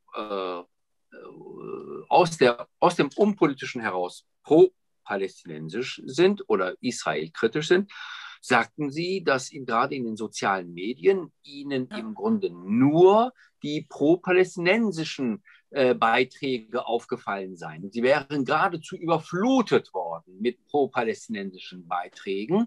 Und weil eben die Masse so geschwommen ist, haben sie für sich gedacht, naja, dann kann das ja gar nicht so falsch sein. Das kennen wir aus der Geschichte, dass das schon mal ein ganz, ganz großer Fehler sein kann, wenn man mit der Masse schwimmt und mit der Masse geht oder sich auf die Masse verlässt. Aber heute musste ich tatsächlich in meinen Kursen feststellen, dass die Schülerinnen und Schüler sagten, ja, wir waren überwältigt von der großen Zahl der Supporter für Free Palestine, Hashtag Free Palestine, so dass wir sagen, naja, dann muss das wohl richtig sein. Und auf die Frage, was man denn möglicherweise damit meint, ob eine Zwei-Staaten-Lösung oder die Auslöschung des Judentums im Nahen Osten und Israel möglicherweise auch da inbegriffen ist, ja, das konnten sie natürlich nicht erklären. Und dazu wussten sie nichts zu sagen. Und ich möchte vielleicht mit dieser etwas längeren Überleitung an Sie, Herr Lehmhuis, überleiten wollen. Was können die jüdischen Gemeinden, jüdischen Organisationen oder auch Sie als IOC in dem Bereich leisten, vor allem auch bei solchen Konfliktsituationen junge Menschen zu erreichen, um sie auch nochmal, ich möchte es sagen, mit alternativen Informationen zu versorgen, damit die Tendenzen oder die Trends halt nicht so eindeutig dann verlaufen, wie sie zumindest bei einem Teil meiner Schülerinnen und Schüler verlaufen sind. Das ist wahrscheinlich die 6-Millionen-Dollar-Frage, wie wir das hinbekommen. Naja, also wir haben als AJC zum Beispiel, also ich glaube, zu einer Arbeit muss man wissen, also wir machen jetzt keine pädagogischen Projekte, aber wir haben vor 2 Jahren ein Projekt abgeschlossen, wo wir Module erstellt haben für Lehrerinnen und Lehrer im Unterricht, wo es um Salafismus und Antisemitismus im Klassenraum ging. Also wie Lehrer darauf reagieren können, weil das, was wir immer aus den Schulen hören, ist, die Lehrerinnen und Lehrer sind überhaupt nicht vorbereitet sozusagen für diese Themen, also sei es Antisemitismus, sei es der Konflikt zwischen Israel und den Palästinensern. Die werden dann mit Jugendlichen konfrontiert, die, wie Sie es ja auch gerade beschrieben haben, aus den sozialen Medien, aber ich glaube, das Problem reicht ja noch weiter. Das Fernsehen, was zu Hause geguckt wird, das, was zum Teil gepredigt wird. Also die kommen ja schon sozusagen mit einem ziemlich verhärteten Bild ins Klassenzimmer. Und also ich glaube, sozusagen die erste Maßnahme wäre, Lehrer zu ermächtigen, darüber zu sprechen und vor allen Dingen auch den Rückhalt zu geben. Also nach den Bildern, die wir jetzt auch gesehen haben, also in Berlin kennen wir uns jetzt ein bisschen besser aus, weil wir halt in Berlin sind, aber nach den Bildern ist ja irgendwie sollte auch deutlich geworden sein, warum es in einigen Stadtteilen nicht mal mehr möglich ist, überhaupt den Holocaust zu unterrichten in den Schulen. Also selbst das ist ja nicht mal mehr möglich. In einigen. Nicht überall, aber ich glaube, sozusagen die Lehrer dafür zu qualifizieren, aber da haben wir eben das nächste Problem und das hat Susanne ja auch gerade gesagt, also wir sollten uns jetzt auch keine Illusionen machen, dass in dieser ominösen Mehrheitsgesellschaft es jetzt so viel besser aussieht, was zum Teil Leute mit Doktor- und Professorentitel über Israel sagen. Das unterscheidet sich nicht so sehr von dem, was die Jungs da auf der Sonnenallee, die da randaliert haben, im Kopf haben. So, die drücken es dann besser aus und werden im Zweifelsfall nicht gewalttätig. Also, und es gibt ja auch eine Studie von Julia Bernstein von der FH in Frankfurt. Und ich glaube, es ist auch ein unterschätztes Problem, die antisemitischen Ressentiments unter Lehrern, die ja zum Teil dann auch die Schüler noch bestärken in ihrem, ja, da geht es irgendwie das, was Susanne ja auch gerade so skizziert hat, so die armen Unterdrückten gegen diesen furchtbaren kolonialistischen Staat. Und es klingt immer so ein bisschen abgegriffen zu sagen Bildung, aber natürlich ist Bildung wichtig. Aber ich glaube, was auch wichtig ist und was mich auch so ein bisschen gestört hat wieder in den letzten Tagen, diese Aufrufe zu einem interreligiösen Dialog jetzt. Also dazu möchte ich mal sagen, so, das ist kein religiöses Problem, das ist ein politisches Problem. Und schon diese Skizzierung als Dialog, das impliziert nämlich oder suggeriert zumindest, da haben sich irgendwie 2 Gruppen in den Haaren und die sind da irgendwie beide jetzt sozusagen gleichwertig an so einem Konflikt beteiligt. Also das stimmt ja so nicht. Also mir ist selten bekannt, dass jüdische Jugendliche, muslimische Jugendliche durch die Straßen gejagt haben in den letzten 2 Wochen oder in Schulen schikanieren und mobben. Es gibt ein Problem des Antisemitismus in Teilen der muslimischen Community und das muss adressiert werden. Das ist keine grundsätzliche, sozusagen, ich habe kein grundsätzliches Problem mit interreligiösem Dialog, aber da müssen eben die Dinge gesprochen, die da reingehören. Das gehört da definitiv nicht rein und schon gar nicht unter diesem Framing. Und vielleicht abschließend, nur wenn man über diese Thematik spricht, und ich mache es auch immer wieder, deswegen ist das jetzt gar nicht als Kritik an die Veranstalter, es beginnt ja schon mit dem Begriff der Nahostkonflikt. Also ich glaube, es ist eine der größten propagandistischen Leistungen der palästinensischen Terroristen und der damals noch verbündeten arabischen Staaten, diesen Begriff so eingeführt zu haben, von Europäern, die ihn ja auch aufgegriffen haben, der Nahostkonflikt. Das kriege ich dann manchmal auch von so Politikern und anderen Leuten zu hören und dann frage ich meistens immer zurück, was meinen Sie denn jetzt eigentlich? Den Bürgerkrieg in Syrien, den Bürgerkrieg im Irak, die Hungerkatastrophe im Jemen, die Auseinandersetzung zwischen Saudi-Arabien und im Iran. Was ist denn der Nahostkonflikt? Und ich glaube, davon muss man auch mal wegkommen. Dieser Konflikt ist nicht das Zentrum der Probleme im Nahen Osten. Das ist ein Problem, er ist blutig, er ist gewaltig, es sterben Menschen, das ist furchtbar. Aber daran hängt nicht das Glück dieser ganzen Region oder das ganze Unglück. Der Schlüssel, der liegt halt, wie ja auch Ulrike gerade schon angedeutet hat, in Teheran, aber ganz bestimmt nicht in dem Territorialkonflikt, der sich eigentlich auch relativ schnell lösen könnte, wenn die Palästinenser sich immer mal wieder an den Verhandlungstisch zurückbequemen. Ja, vielen Dank, Herr Lehmhuis. An unsere Teilnehmer und Teilnehmer, die gerne auch nochmal die Aufforderung oder die Bitte, wenn Sie mögen, können Sie Ihre Fragen, Beiträge in die Chatfunktion eingeben. Unsere Mitarbeiterinnen sortieren Ihre Beiträge und melden das dann hier bei uns, also die Regiestelle, so dass wir dann darauf auch eingehen können. Ich habe hier auch schon 1, 2 Sachen, die wir hier auch nochmal thematisieren werden. Zunächst einmal hat Herr Kanewski sich gemeldet. Bitte, Herr Kanewski. Ja, vielen Dank. Ich möchte etwas zu der Bildung sagen und es wurden auch die sozialen Medien angesprochen. Wir leben in einem Zeitalter der Globalisierung, deswegen reicht es leider nicht, nur auf den deutschen Raum zu schauen. Das heißt, es werden jährlich von Deutschland und von der Europäischen Union durch UN-Hilfsnetzwerke an UNRWA-Schulen in palästinensischen Autonomiegebieten Unmengen von Hunderten von Millionen Dollar geschickt und da werden Lehrmaterialien gefördert, die eindeutig antisemitisch sind. Und diese Hunderten von Schülern, die dort Jahr für Jahr aufwachsen und Generation von Generation mit Hass statt mit Friedens- und Demokratiegedanken aufwächst, die beeinflussen dann gleichzeitig auch durch das Internet dann die Jugendlichen und die Studenten, die hier in Deutschland der Sprache mächtig sind oder nicht nur der Sprache, sondern allgemein auch, es wird auch auf Englisch gesendet.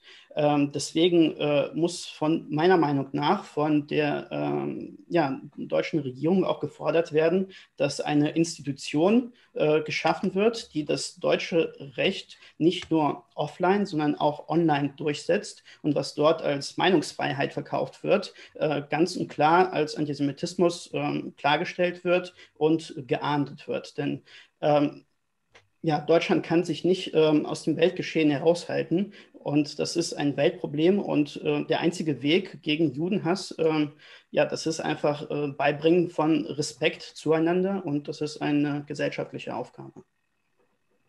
Ja, vielen Dank. Frau Becker, was empfehlen Sie der Politik bei Ihren Gesprächen und Begegnungen?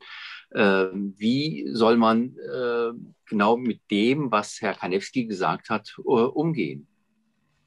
Also genau zu diesem Punkt der Schulbücher bei der UNRWA ist es ja so, dass ein großer Teil der Gelder für diese Organisation, also ich glaube, Deutschland ist der größte Geldgeber für die UNRWA und auch der größte Geldgeber in Europa für die palästinensische Autonomiebehörde. Und was wir empfehlen oder was wir fordern, ist eine Konditionalisierung dieser Gelder. Also es müssen bestimmte Bedingungen gestellt werden, wenn Gelder gezahlt werden. Und dazu gehört zum Beispiel eben der Verzicht auf Antisemitismus in den Materialien, die von der EU oder von der Bundesregierung gefördert werden. Das ist müsste ganz klar eine Bedingung sein und das muss man einfordern. Und ja, da gibt es sozusagen auch so eine gewisse Bewegung. Die Bundesregierung hat eine Untersuchung angeregt des Georg-Eckert-Instituts, die lag auch vor. Die haben allerdings die falschen Bücher untersucht und so zieht sich das, nämlich von Israel herausgegebene Bücher, die sie verwechselt haben mit denen von der UNRWA. Und das zieht sich noch hin, aber im Grunde genommen ist das eine Forderung. Eine andere Forderung wäre, dass die palästinensische Autonomiebehörde stoppt die Zahlungen an die sogenannten Märtyrerfamilien. Also es ist so, dass ein regelmäßiger Posten im Budget der palästinensischen Autonomiebehörde geht an Familien von denjenigen, die gegen Israelis Anschläge verübt haben. Und das ist natürlich ein ganz direkter Anreiz zum Terror im Prinzip. Und das müsste auch aufhören. Also insofern ist auch die Bundesregierung indirekt, also schafft sie Anreize, dadurch, dass sie diese Konditionalisierung nicht einfordert, dass sich da nichts ändert. Also sowohl an Terror als auch an antisemitischer Hetze. Und das geht eigentlich nicht. Also und das müsste gestoppt werden, in diesem ganz konkreten Punkt. Mhm. Andere Punkte wären, dass ist ja hier schon auch angesprochen worden, dass auch hier in Deutschland Vereine, die Antisemitismus verbreiten und sonstige menschenfeindliche Ideologien nicht Partner der Bundesregierung sein können oder von Landesregierungen. Also zum Beispiel religiöse Verbände, also wie zum Beispiel die Islamische Gemeinschaft der schiitischen Gemeinden, IGS, die direkt, also laut Erkenntnissen der Bundesregierung selber, wie sie in kleinen Anfragen und so weiter auch eingestanden haben, aus dem Iran beeinflusst wird. Und die haben, da bin ich jetzt nicht ganz auf dem aktuellen Stand, aber die haben sehr hohe Zuschüsse bekommen für ihre Bildungsarbeit und wurden so in die Lage versetzt, sich bundesweit Strukturen aufzubauen und muslimische Jugendliche hier in Deutschland zu beeinflussen. Und das darf nicht sein. Also dass sozusagen so rassistisch beeinflusste Verbände mit Fördergeldern sich Strukturen aufbauen und Jugendliche beeinflussen. Und dasselbe gilt natürlich auch für andere Organisationen, wie zum Beispiel die DITIB, wo jetzt gerade wieder, da kann Frau Schröter bestimmt auch noch mehr zu sagen, in Nordrhein-Westfalen Verträge abgeschlossen werden sollen oder abgeschlossen wurden, wo es darum geht, dass die DITIB mit Einfluss nimmt auf die Gestaltung von Religionsunterricht, islamischem Religionsunterricht. Und das kann nicht sein. Also das fordern wir, dass Verbände, die von islamistischen Regierungen beeinflusst werden, hier wie die Türkei, also und der Iran, also von diesen Ländern beeinflusste Verbände hier Partner der Bundesregierung oder von Landesregierungen sind und damit Einfluss auf Schulen haben. Und das sind jetzt mal so 4 Forderungen, die ich für besonders wichtig halte. Daneben gibt es natürlich noch einige andere. Ja. Ich sehe viel Nicken auch hier unter den Teilnehmerinnen und Teilnehmern. Man kann nur hoffen, dass die Politik diese Forderungen erhört und auch Konsequenzen zieht. Aber danach sieht es ja tatsächlich kaum aus. Heute noch berichtete die Bild-Zeitung, dass der Sprecher von Armin Laschet, dem Bildredakteur, die kritische Frage nach DITIB, nach der Zusammenarbeit mit DITIB verboten habe, bei einer Pressekonferenz diese zu stellen. Und der Bildredakteur also erst gar nicht drangekommen ist, um diese Frage zu stellen. Also so viel dazu. Mit Umgang mit kritischen Fragen und auch Kritik zu dieser Zusammenarbeit. Ali Ertan, du hast dich gerade gemeldet und dir möchte ich gerne auch das Wort geben und dabei aber einen Beitrag eines Teilnehmers hier dir mitgeben, die du vielleicht aufgreifen könntest, ist der Kampf, so heißt es, gegen Antisemitismus und israelbezogene Judenfeindlichkeit nicht primär Aufgabe nicht-jüdischer Organisationen, können ja schwerlich ohnehin israelkritische Schüler und Bürger vom Gegenteil überzeugen. Wer kommt hier also möglicherweise, sind hier Organisationen, die nicht jüdisch sind, vielleicht doch stärker gefragt als die, ich sag das mal in Anführungsstrichen, die üblichen Verdächtigen, von denen man ja ausgeht, naja, die müssen ja israelfreundlich oder judenfreundlich sein, sind möglicherweise andere Organisationen, die eben nicht jüdisch sind, die sich aber für den Dialog, für Gespräche, für Frieden, für Demokratie, für Pluralismus, für das Existenzrecht Israels einsetzen, für das lebendige und sichere Judentum in Deutschland einsetzen, möglicherweise glaubwürdiger und die besseren Vermittler in dieser Frage. Lieber Ali. Ja, genau, weil wir auch so denken, nehmen wir ja diese Verantwortung so ernst. Wir als eine deutsche Organisation von kurdischen Migrantinnen und Migranten können für die Vergangenheit in Deutschland nichts, aber wir haben eine Verantwortung für die Zukunft. Und weil wir das ernst nehmen, ist die Bekämpfung von Antisemitismus einer der wichtigsten Arbeitsfelder der kurdischen Gemeinde Deutschland. Und deswegen melden wir uns auch sofort zu Wort und sind bei allen Aktionen mit dabei und versuchen auch innerhalb der kurdischen Community auch aufzuklären. Jede Organisation, jede Gruppe hat auch die Verantwortung, den eigenen Antisemitismus zu bekämpfen. Und ich denke, die KGD ist ein gutes Beispiel, wie das gehen kann. Und wichtig ist aber, dass natürlich die Bekämpfung von Antisemitismus nicht nur an Gedenktagen von allen zur Sprache gebracht wird. Es ist leicht, immer den toten Juden zu gedenken, aber im Alltag lassen wir leider die lebenden Juden und den Staat Israel alleine. Und für mich, Remco hat es ja angesprochen, Nahostkonflikt, es ist für mich unfassbar, dass der einzige Multikulti-Ministaat im Nahost, die einzige freiheitlich-demokratische Staat im Nahen Osten, Israel, so angegriffen wird von allen und dass das überhaupt gar nicht gesehen wird, als ob es wird so getan, als ob Israel alleine für alle Konflikte irgendwie im Nahen Osten verantwortlich wäre und das müssen wir überall natürlich diese Ansicht auch bekämpfen, aufklären, junge Menschen aufklären.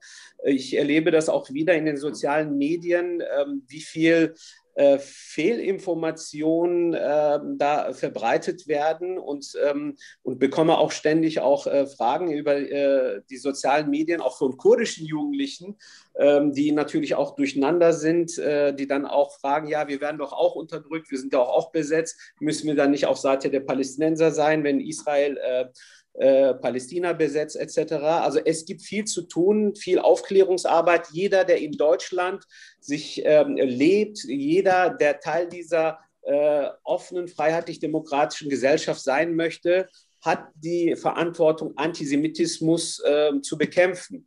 Das sind wir vor allen Dingen den Opfern des Holocaust auch schuldig. Und jeder, der neu nach Deutschland kommt, muss wissen, dass er sich das falsche Land ausgesucht hat, wenn er hier seinen Judenhass weiter fortleben möchte. Und da fehlt mir einfach in letzter Konsequenz, dass die Politik, die demokratischen Parteien konsequent da einschreiten. Und das sehen wir, da haben wir auch in den letzten Wochen beobachtet, wie aus der Türkei der Antisemitismus auch hier in die türkische Community hineingetragen worden ist. Und Diyanet hat wirklich in den letzten 2 Wochen eine antisemitische Hetze betrieben über alle Medien. Und jeder weiß, dass DİTİB die Auslandsorganisation von Diyanet ist. Und wir können doch nicht einfach so tun, als DİTİB eine ganz normale Religionsgemeinschaft wäre. Und hier muss klipp und klar von der deutschen Politik in Richtung DİTİB muss kommuniziert werden, dass das nicht geht, dass wir das nicht akzeptieren können. Und das war doch eigentlich eine gute Gelegenheit, jetzt nochmal DİTİB wirklich daran zu erinnern, was passiert. Man holt wieder DİTİB ins Boot und DİTİB soll Religionsunterricht in Nordrhein-Westfalen mitverantworten. Und da müssen alle Demokraten aufstehen und sagen, das geht nicht. Lieber Ali, ich glaube, du hättest so einige Fürsprecher auch unter unseren Teilnehmerinnen und Teilnehmern, denn ich habe hier einen Beitrag, den ich an Elio Adler direkt weiterleiten möchte.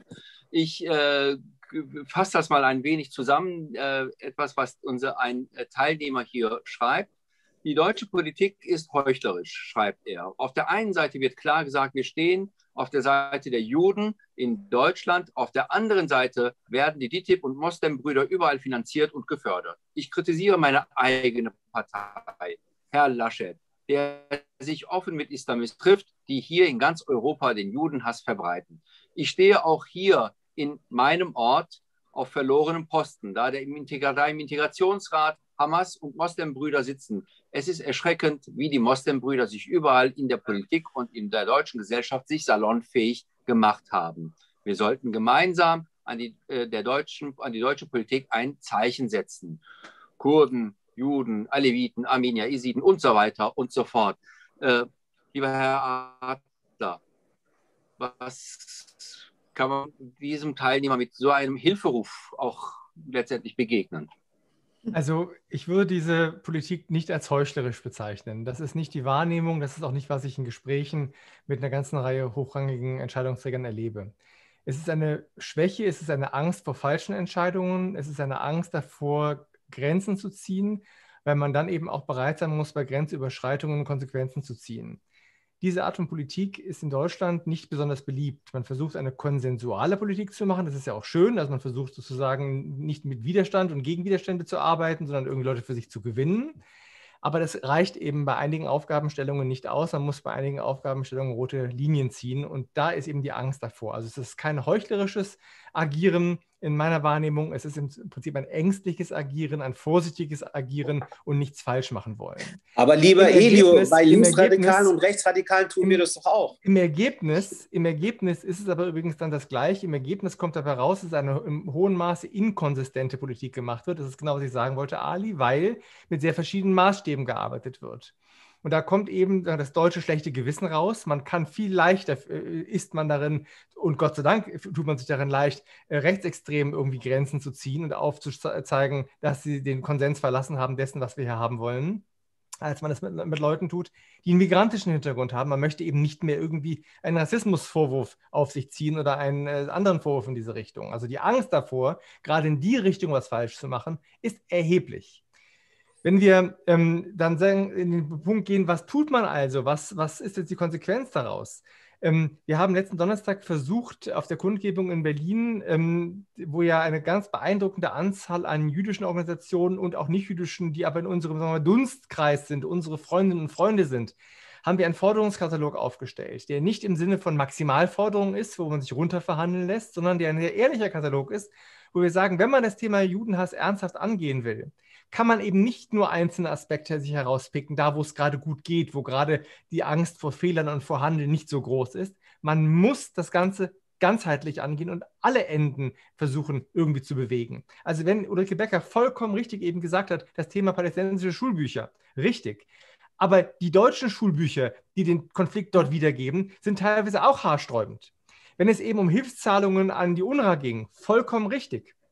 Aber wenn es darum geht, welche Organisationen hier in Deutschland gefördert werden und wer Partner sind, das ist ja auch angeklungen, ist es mindestens ein Problem. Also es wird niemals helfen, wenn wir uns einzelne Aspekte rauspicken. Darum, und das letzte Satz soll kein Monolog werden, ist ein weiterer Ansatz zu sagen, wir versuchen nicht diese ganzen Dinge zu bekämpfen, die es zu bekämpfen gibt. Ja, das machen wir auch. Aber viel wichtiger oder ebenso wichtig wäre es, die Vernünftigen, die es ja gibt, zu stärken. Also, konkreter Rat, suchen Sie sich die Leute, die kleinen Organisationen, die es bei Ihnen in der Umgebung gibt, wo Sie das Gefühl haben, die ticken richtig. Verbinden Sie die, überlegen, was kann man gemeinsam machen, wie kann man Netzwerke bilden, um eine Allianz der Vernünftigen, von mir aus der Anständigen, nennen Sie es, wie Sie es wollen, die zu formen. Darum, die Freunde stärken ist mindestens so wichtig wie die Gegner schwächen. Und in diesem Sinne wäre das wirklich ein sehr konkret gemeinter Rat. Sie sind nicht der Einzige, der richtig tickt. Wenn alle Umfragen zeigen, dass 75% der Menschen antisemitische Einstellungen haben, 25% antisemitische Einstellungen haben, heißt das eben, 25% sind verloren, möglicherweise, aber 75 ticken erstmal richtig. Finden Sie diese Leute, verbinden Sie sich mit denen und dann kann jeder mit einem eigenen Ansatz versuchen, in dem ganzheitlichen System etwas zu bewirken. Ja, herzlichen Dank, lieber Elio. Ich würde gerne jetzt an unsere Regiestelle weiterleiten wollen. Frau Krings und Frau Schneider haben eine Reihe von Bemerkungen, Kommentaren und auch Fragen gesammelt, diese Stück weit vorsortiert. Und ich bin sehr gespannt, was jetzt noch über dies, was ich hier über den Bildschirm laufen habe, noch dazugekommen ist. Frau Krings, Frau Schneider, Sie haben das Wort. Ja, vielen lieben Dank. Ich fange einfach mal an. Also tatsächlich haben uns einige Nachrichten erreicht, sowohl Kommentare, Rückmeldungen, sehr viel Zuspruch und Zustimmung zu den Wortbeiträgen, die bisher so getätigt wurden. Tatsächlich bezogen sich einige Fragen auf den Umgang mit antisemitischem oder antizionitischem Feministischen. Bitte? Antizionistischem. Was habe ich gesagt? Okay, Entschuldigung. Genau, Verhalten oder schlimm. Aussagen. Genau, und da würde ich jetzt gerne die Frage in die Runde stellen. Ja, solche Aussagen wie, wir haben nichts gegen Juden, aber gegen den Zionismus, wie solche Aussagen zu bewerten sind. Und die Frage geht weiter, spricht dieses nicht auch gegen das Existenzrecht Israels und ist als antisemitische Aussage einzuordnen? Mhm. Okay, also die Frage geht jetzt an die Runde und wer mag, kann gerne sich melden und darauf antworten. Also ich kann vielleicht einen Teil beitragen dazu. Gerne. Zionismus definiert als Selbstbestimmungsrecht des jüdischen Volkes im Lande Israel. Das ist letztendlich ein Existenzminimum, was sich Zionisten auserbitten. Zionismus sagt nicht zwingend was über die Grenzen aus, in denen das passiert. Zionismus sagt nicht zwingend darüber etwas aus, in welcher Rechtskonstruktion mit palästinensischen Nachbarinnen und Nachbarn das passieren soll. 1, 2, 3, 4 oder 10 Staatenlösung. Zionismus sagt erstmal nur das aus. Wenn man also die ganz enge Definition von Zionismus nimmt und auf diese Minimaldefinition nimmt, wäre ein antisemitisches Verhalten, weil man eben das Existenzrecht eines Volkes und seinen örtlichen Bezugspunkt negiert. Wenn man natürlich Antizionismus anfängt mit Inhalt und weiteren Details zu füllen, und das tun durchaus sowohl rechtsnationale Gruppen in Israel, die sehr wohl Grenzvorstellungen haben, die dann eben das From the River to the Sea, aber diesmal jüdische Versionen darstellen, oder die ein ultrareligiöses Verständnis haben, dann wird das Ganze wiederum, muss man es differenzieren. Dann kann man selbstverständlich akzeptieren, dass Leute diese Art des Zionismus ablehnen und kritisieren, und das ist doch völlig in Ordnung so. Darum also pauschal die Antwort, Antizionismus ist gleich Antisemitismus, ist dann zutreffend, wenn man es auf die Basis, auf den Kern von Zionismus reduziert. Ausgestaltungen und Auswüchse des Zionismus fallen da sicher nicht drunter. Vielen Dank. Wenn es dazu keine weiteren Ergänzungen... Oder Widerspruch. Ich meine, wir sind ja hier einige Leute, die sich auskennen. Das müsst ihr anderen ja nicht auch so sehen. Also... Nö, auch das. Ergänzungen, also, Widerspruch.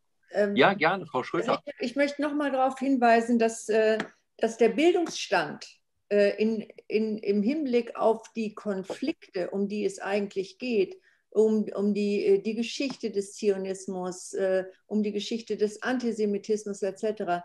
Der Bildungsstand ist denkbar gering. Und nicht jede Person, die sagt, ich bin gegen den Zionismus, ist antisemitisch, sondern es kann auch sein, dass es einfach jemand ist, der oder die keine Ahnung hat. Und das finde ich aber wirklich eklatant, wie gering der Bildungsstand ist und wie wenig man eigentlich weiß. Also von daher besteht ja im Prinzip auch Hoffnung, dass wenn man den Leuten die richtigen Informationen an die Hand gibt, dass sie dann ihre Haltung auch ändern. Ja, es ist ein bisschen wie die Hoffnung, dass wenn wir Antisemiten, also nicht Widerspruch, aber es ist ein bisschen wie die Hoffnung, wenn wir Antisemiten erklären, Juden sind gar nicht so schlimm, sind sie anschließend keine Antisemiten mehr. Natürlich muss man immer versuchen, Menschen zu erreichen, und es gibt welche, so die Borderliner, die man noch schaffen kann, auf die richtige Seite zu ziehen. Aber ich fürchte eben auch, dass, sagen wir mal, die Resistenz gegen Erkenntnis, die Ablehnung von Bildung und möglichen Folgen aus Bildung auch nicht verachtet werden darf. Weil Antisemitismus scheint ja ein Grundbedürfnis in vielen Menschen zu sein. Es scheint ja ein psychodynamisches Bedürfnis zu sein, Schuld woanders zu verorten, Eigenverantwortung abzulehnen. Und wenn wir schon auf der Psychoschiene sind, ein wesentliches Ding gegen Antisemitismus wäre, das Individuum zu ertüchtigen, die Eigenverantwortung der Menschen für ihr eigenes Leben zu stärken. Denn der Antisemit, egal rechts, links oder Islamist, ist sich sicher, dass dunkle Kräfte sein Leben beeinflussen, und zwar zum Negativen. Und diese dunklen Kräfte sind zufällig jüdisch. Möchte ich widersprechen. Das stimmt definitiv für den rechten Antisemitismus, auch zum Teil für den islamistischen. Für den linken Antisemitismus stimmt es nahezu gar nicht. Da gibt es wirklich diese Befreiungsideologie, das wird stark befeuert durch die Medien. Also wenn man sich die Medienberichterstattung in den letzten 2 Wochen angeschaut hat, da waren unendlich viele Bilder von palästinensischen Kindern, die aus irgendwelchen Trümmern gezogen worden sind, wo ich mich manchmal gefragt habe, was macht das eigentlich mit Leuten, die nicht wissen, was tatsächlich los ist. Die kriegen diese Bilder von Kindern, von Trümmern, von Frauen, die weinen, und dann sehen sie auf der anderen Seite die Bilder des starken israelischen Staates, der mit seinem Iron Dome alles abfängt. Und das produziert natürlich eine naive, was soll ich sagen, eine naive Emotion, dass man denen hilft, die jetzt keinen Iron Dome haben, die mit ihren Steinen da stehen, die verschüttet worden sind. Also es ist auch ein Krieg der Bilder ein Stück weit, der von unseren Medien befeuert wird. Und zwar nicht von den Internetmedien, sondern von den offiziellen Medien, vom öffentlich-rechtlichen Fernsehen auch. Das kann ich nur bestätigen. Meine Schülerinnen und Schüler reagierten genau mit diesem Argument. Sie sagten also, die Bilder, die uns erreicht haben von weinenden Kindern, von verletzten Babys und dergleichen, das hätte sie erschüttert. Und das hätte sie tatsächlich dazu bewegt, eher auch aus dem unpolitischen Haltung heraus dann reflexartig sich dann der einen Seite zuzuwenden und dabei dann auch mit dem Fingerzeig Richtung Israel, ihr übertreibt es hier mit eurer Reaktion und dergleichen. Also das waren auch tatsächlich so die Reaktionen unter die Antworten meiner Schülerinnen und Schüler.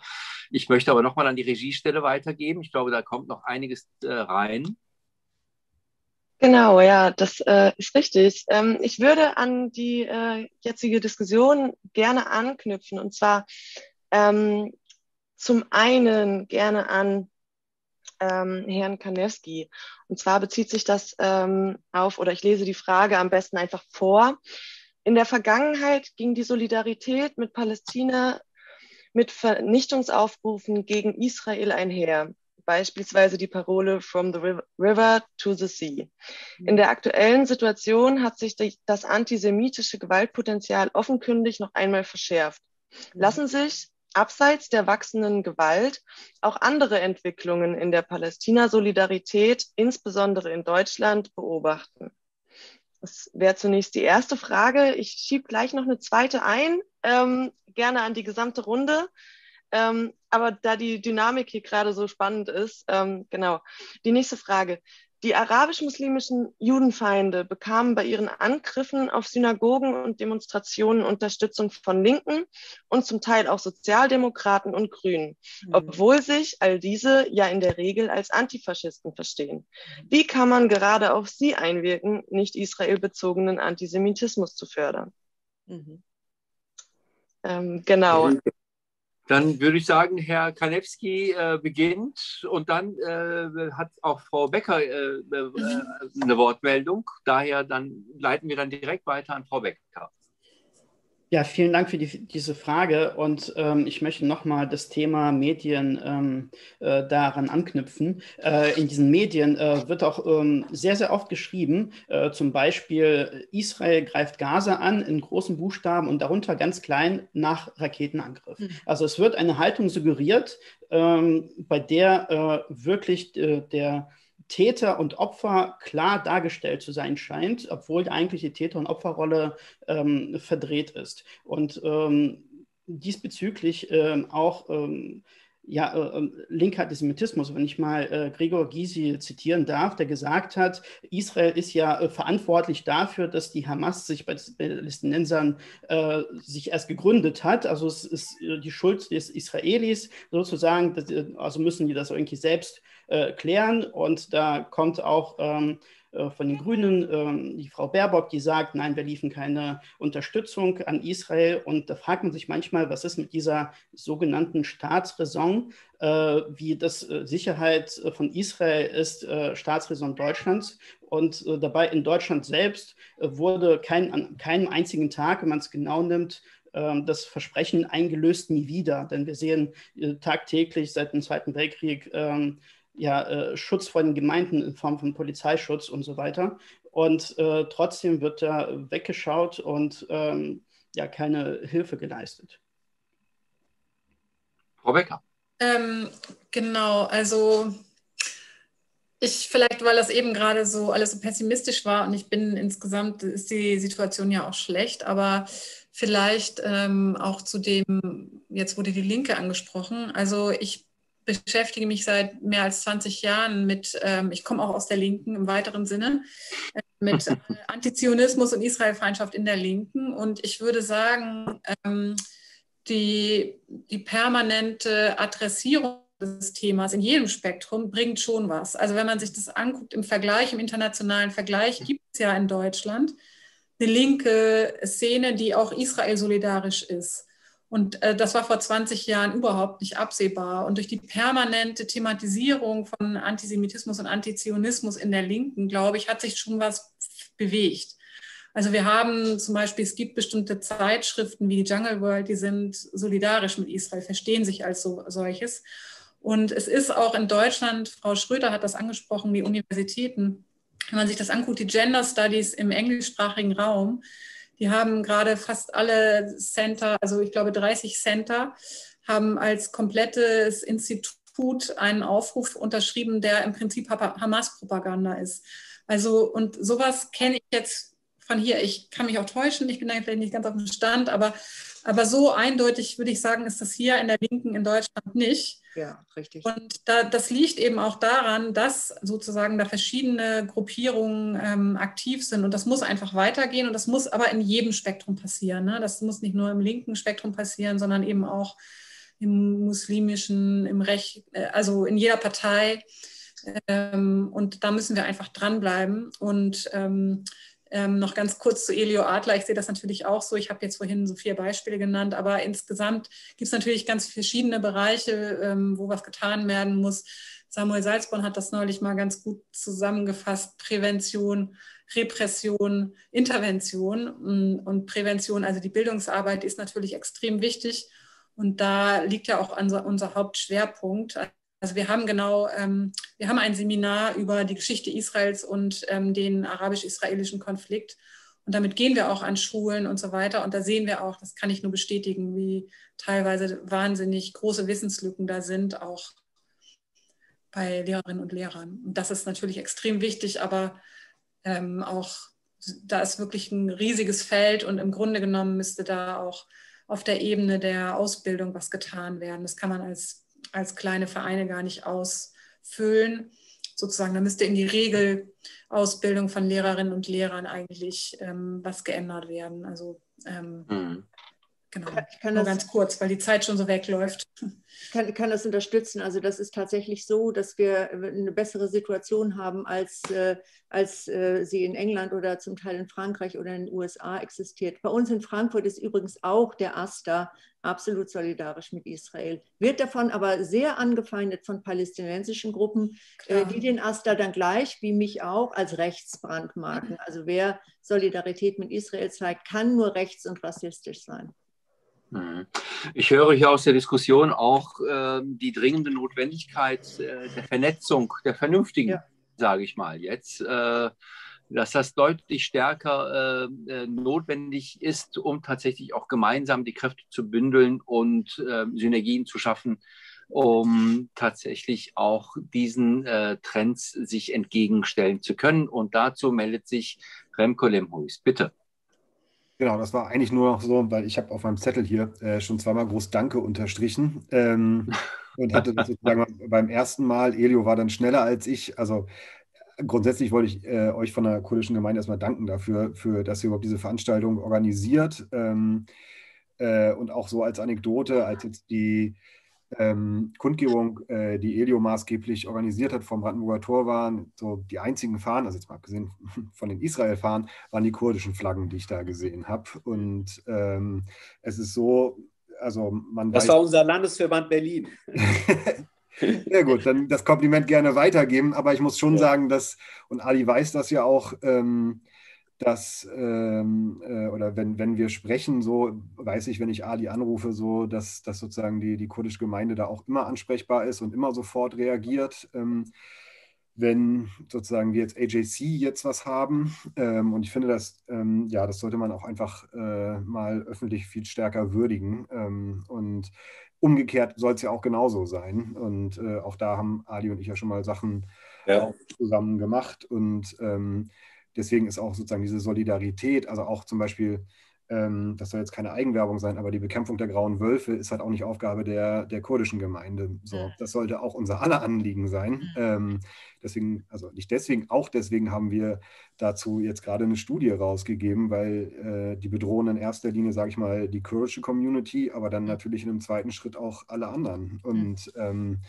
Und deswegen finde ich es halt so wertvoll, diese Zusammenarbeit und dass man weiß, so auf die kurdische Gemeinschaft können wir uns als AJC wirklich immer verlassen. Und sozusagen, das kann ich nicht von so vielen anderen Organisationen sagen.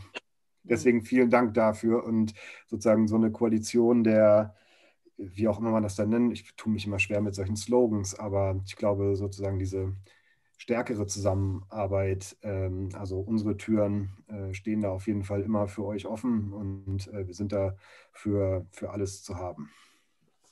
Herzlichen Dank, das wissen wir auch zu schätzen und ihr seid auch immer für uns da, wenn wir was haben, Remco. Und ein gutes Beispiel war eure Studie zu den grauen Wölfen und dafür sind wir auch dankbar. Das hat nochmal die Diskussion bundesweit aktualisiert. Wir weisen ja seit Jahren schon darauf hin, dass es nicht nur ein Rechtsextremismus und Rassismusproblem in der Mehrheitsgesellschaft gibt, sondern auch in den Migranten-Communities. Und da sind wir natürlich auch für eure Arbeit sehr dankbar und auch eure Solidarität. Herzlichen Dank. Ja. Und das Gleiche kann ich auch in Richtung Werteinitiative sagen, mit denen wir auch mit Elio Adler wir schon auch seit Jahren eng zusammenarbeiten und wir können uns auch immer auf euch verlassen und schön, dass es euch gibt, AJC und Werteinitiative und natürlich auch Susanne, Ulrike, herzlichen Dank an euch alle. Und als AJC nicht nur in Deutschland, auch in den USA, wie du weißt. Also auch da. Ja. Wunderbar. Jetzt werden schon die Dankesbotschaften hier gerade versendet. Ich wollte das nur sagen, weil ich hatte es wieder vergessen. Deswegen war es absolut richtig, dass ich vergesse. So. Absolut richtig. Vielen Dank, herzlichen Dank. Nochmal ein Blick Richtung Regie. Frau Krings, Frau Schneider. Jetzt, Entschuldigung. Ja, tatsächlich. Es kamen ein paar Kommentare noch, kritische Kommentare, die ich gerne auch an dieser Stelle loswerden lassen möchte, damit hier auch eine differenzierte Diskussion und ein Austausch stattfindet. Ja, es wurde zum einen eine These aufgestellt, ich zitiere, der Kern der islamischen Theologie ist antijüdisch und christlich. Dann ging es ein bisschen in Richtung Israel. Die Frage ist jedoch, wohin steuert Israel? Israel muss ihren Palästinensern die ihnen zustehenden Rechte geben. Quasi das so ein bisschen als Forderung. Genau, das würde ich erstmal so in den Raum geben und dann würde ich gerne, nachdem wir vielleicht kurze Antworten dazu uns bitten, Frau Stefanie Mergehen kurz das Wort erteilen wollen. Ja, bitte. Wohin steuert Israel? Und wie sieht es mit den Rechten der Palästinenser aus? Eine Frage an eine Ostexpertenrunde, ehrlich gesagt. Das ist vielleicht einfach das falsche Panel, weil Einschätzungen von innerisraelischer Politik ist, glaube ich, nicht unsere Aufgabe, das zu machen. Das beobachten wir zum Beispiel genauso wie derjenige, der das geschrieben hat, über die Nachrichten und über die Zeitungen, indem wir eben schauen, was passiert da. Also besondere Kenntnisse jenseits Tagesschau und Zeitungsartikeln haben zumindest ich da auch nicht. Vielleicht gibt es ja andere hier in der Runde, die sich da beflissen fühlen, aber ich würde halt nur fürs AJC sagen, dass wir sozusagen natürlich für eine Zwei-Staaten-Lösung sind und dass die Situation der Palästinenser bedauerlich ist. Das bestreitet ja kein Mensch, der da drauf schaut. Aber das liegt eben nicht, also die Lösung dessen liegt jetzt nicht alleine in Jerusalem. So, und wie ich vorhin schon mal gesagt habe, der liegt halt auch bei den Palästinensern. Einerseits im Gazastreifen, andererseits in Ramallah bei der PA und Mahmoud Abbas. Und ich glaube, also Israel alleine wird diesen Konflikt nicht lösen. Dafür braucht es einen Partner auf der palästinensischen Seite, die sich aber seit Jahren daraus verabschiedet haben, was bedauerlich ist. Und ansonsten wünsche ich den Palästinensern einen demokratischen, liberalen Rechtsstaat, in dem sie leben, weil dann sozusagen würde auch Frieden einkehren und die Leute, die sich ja auch immer als so pro-palästinensisch gerieren, denen sind die Palästinenser ja in den meisten Fällen vollkommen egal. Wenn ihnen was an den Palästinensern liegen würde, würden sie vielleicht auch als erstes auf die Hamas oder auf die PA schauen und auf die Verhältnisse innerhalb der palästinensischen Gebiete, wie da mit Homosexuellen umgegangen wird, mit anderen Minderheiten, mit Frauen, Meinungsfreiheit. Deswegen, also ich kann nur sagen, das Beste wäre, auch die Palästinenser hätten eine Möglichkeit, in einem demokratischen Rechtsstaat zu leben. Lieber Jahid, ich würde gerne hier einhaken, diesen Satz, was Remko gerade gesagt hat, dass er sich einen demokratischen Rechtsstaat für Palästinenser wünscht. Diesen Satz würdest du nie von türkischer Seite hören, diesen Satz würdest du nicht von arabischer Seite hören, diesen Satz würdest du nie von iranischer Seite hören. Also zum Thema Besatzung, zum Thema Selbstbestimmungsrecht, zum Thema Unterdrückung. Und das ist der Unterschied, worauf wir auch immer hinweisen müssen. Bei aller berechtigten Kritik an israelischer Politik, Israel ist ein demokratischer Rechtsstaat, der das Selbstbestimmungsrecht anderer Völker auch respektiert. Und ich möchte auch gerade an dieser Stelle daran erinnern, dass Israel der einzige Staat war 2017 beim Referendum der Kurden in Südkurdistan, war Netanyahu der einzige Staatspräsident, der dieses Referendum unterstützt hat und auch das Selbstbestimmungsrecht des kurdischen Staates. Also daran sollten wir auch immer wieder erinnern als Kurden. Ja. Vielen Dank. Herr Kanewski, bitte. Ja, nur eine kurze Meldung. Ich bin kein Fan von Vereinfachung, aber in diesem Fall trifft es leider den Nagel auf den Kopf und ich wollte nochmal diese Aussage bestärken. Es gibt so eine Aussage, wenn die Hamas weg wäre, dann wäre am nächsten Tag Frieden und wenn die IDF, also die israelische Armee, weg wäre, dann wäre Israel tot. Und das ist zwar vereinfacht gesagt, aber es ist leider die Wahrheit. Und man kann wirklich, ich schließe mich dem an, den Palästinensern einen demokratischen Staat wünschen, wie auch Israel den Kurden zugestehendes Land wünscht. Das ist nämlich momentan leider die einzige Hoffnung auf eine zweite Demokratie im Nahen Osten. Und deswegen wollte ich mich auch nochmal persönlich bedanken für diese Runde und auch für die kurdische Gemeinde hier. Vielen Dank. So, jetzt würde ich gerne Frau Mergehen das Wort erteilen. Bitte, Sie haben. Vielen Dank, Herr Baser. Ich schließe mich den allgemeinen Dank an. Ich habe gerade auch, was die kurdische Unterstützung für Jüdinnen und Juden in Deutschland betrifft, sehr viel Neues dazugelernt. Und ich wollte abschließend noch mal einen kleinen Verbraucherhinweis geben. Ich bin Pressereferentin beim Verein 1700 Jahre jüdisches Leben in Deutschland.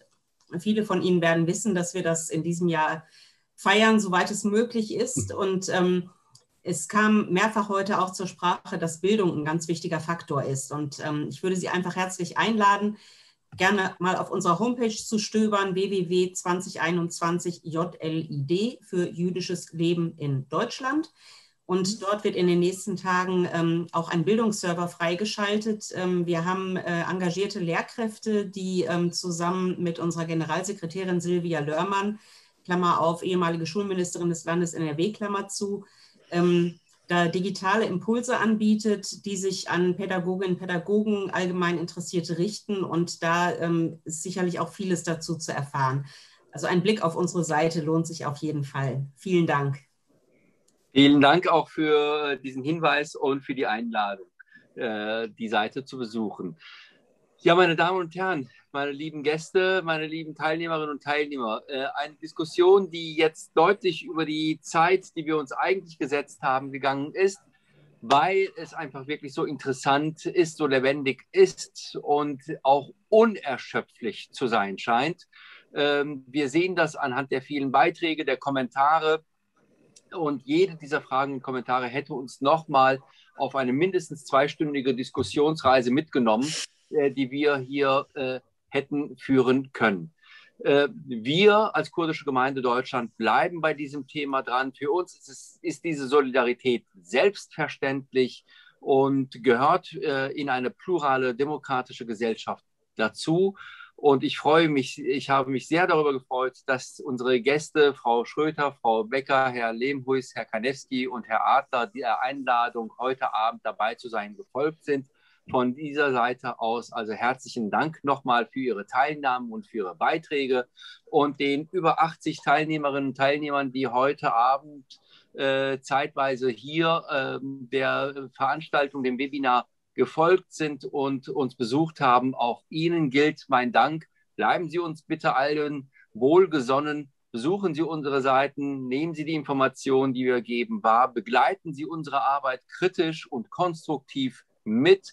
Wir freuen uns über die Vernetzung der Demokraten, über die Vernetzung der Vernünftigen, um einen gesellschaftlichen Zusammenhalt zu schaffen. Ich wünsche Ihnen alles Gute, einen schönen Abend. Würde jetzt sagen, kommen Sie gut nach Hause, aber Sie sind wahrscheinlich schon da, wo Sie hingehören heute Abend. Daher machen Sie es gut, schönen Abend noch und schauen Sie auch vielleicht bei unseren nächsten Webinaren rein, wenn es darum geht, antikurdischer Rassismus, eine Realität oder Einbildung, Gewalt gegen Frauen und die Bundestagswahlen aus kurdisch-migrantischer Sicht. Einen schönen Abend noch. Ciao. Tschüss, danke schön. Tschüss. Danke. Tschüss.